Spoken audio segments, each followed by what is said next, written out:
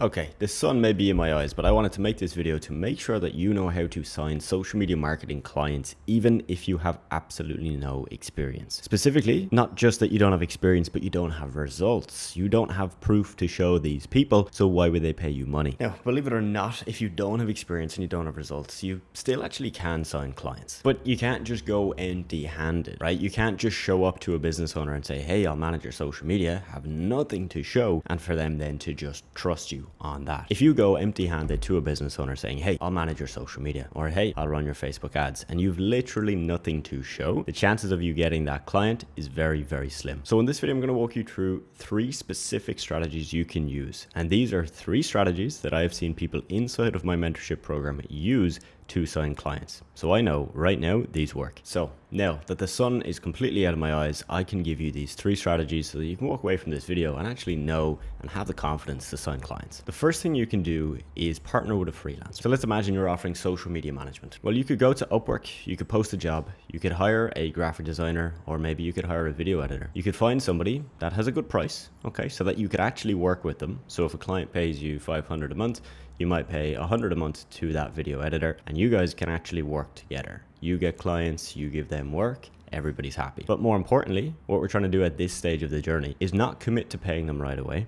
Agree on a price, agree on that when you have clients, you'll be able to pay them. But for now, if they can give you their portfolio, you can use a sample of that to show to your potential clients, to show what you and your team can do. Here's how it works. You find the freelancer on Upwork, and once you've agreed on a price that is fair for both of you, and they actually have a good portfolio, you move to step 2. Step 2 is to set up a case study, or what we call a portfolio template. If you go to Canva, which is a free tool that you can use to create graphics videos and such, go to Canva, type in case study template or portfolio template. You'll see there's many to choose from, and they're pretty good. Start with one of those, fill in the information that someone would want to see: who you are, what you do, the services you offer, how you go about social media management, the specifics of how you deliver that service, and then add in the graphics or the videos from your freelancer to show the proof of what you and your team can do. Now, with this strategy, it's really important that you do this ethically. Don't lie to a client saying, hey, these are graphics I've made or videos I've made, because that's not really fair for the client, and it's not fair for your team member either. Now, the second thing you can look at doing is what we call talking the talk, because it's great to have the portfolio, the case study, the physical thing that you can show to a potential client to say, hey, this is what I can do for you. But what takes that step and just makes it even more powerful is you being able to talk the talk. Back that up by explaining how you actually do this, what the onboarding process looks like, so that if they agree to pay you, they know exactly how do you actually do this, right? Like, how do you manage their social media? Walking them through the steps. You onboard them, you research content ideas, you build out a content calendar, you agree on the content plan with the client, and then you and your team go and create graphics and videos. And when you're learning to talk the talk, you want to make sure that you're not drawing attention to lack of results. I've had people in my program not have a portfolio, not have a freelancer's portfolio, and still get clients because they were really good at talking the talk. They were really good at, let's say, when they had a sales call with a business, explaining to them during the call, this is what I would do if you were my client. This is something I like to do with my clients. This strategy I'm seeing working really well in your industry. These are all little things that build up an image in somebody's head that you actually get this. You actually understand it, you know how it works, and you're interested in the social media space. That might sound very simple, but a lot of buying decisions we make, it's because the person or the business we're buying from talks the talk. They might have that proof to back it up, like the portfolio, but if they don't have the ability to talk about it, we're not going to trust them. Lastly, when you're starting out, you're not competing with the people that have been doing this for years, right? Maybe you've seen interviews of people within my program.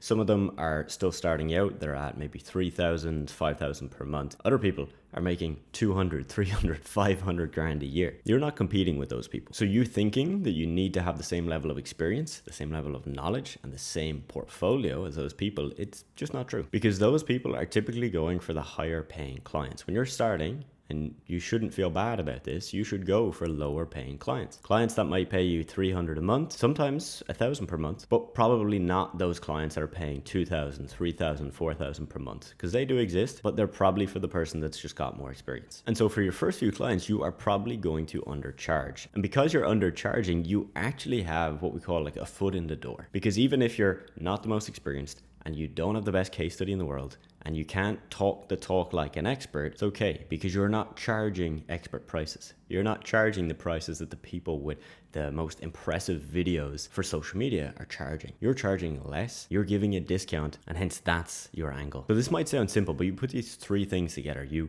talk the talk, you understand that you're going to undercharge, and you partner with a freelancer and ethically use their portfolio to sign clients, and you, my friends, are in a great position. Again, I have people in my program using all three of those individually. So there's people undercharging and not really talking the talk and not really having a portfolio and getting clients. And there's people doing all three of those, which is what I recommend. You do all three of those, you're giving yourself the best chance at this. Now, for step one, when you're building out that portfolio, there's probably a lot of questions you have on that specifically. How do I build it out? What do I put in it? How exactly do I partner with that freelancer? This is something I teach my mentorship students in a lot more detail, and I coach them through the process, because it's not as simple as putting up a job on Upwork, finding one freelancer, and then voila, job done. No, you need to make sure you find the right person who's got the right type of portfolio for you to actually use to get clients. If you'd like to work one-on-one with me, there is a link in the description of this video where you can click that link and see information about how you can get my help. You don't have to. You can, of course, continue watching my free content here on YouTube. But if you want to grow your business faster and you want support from me on a daily basis,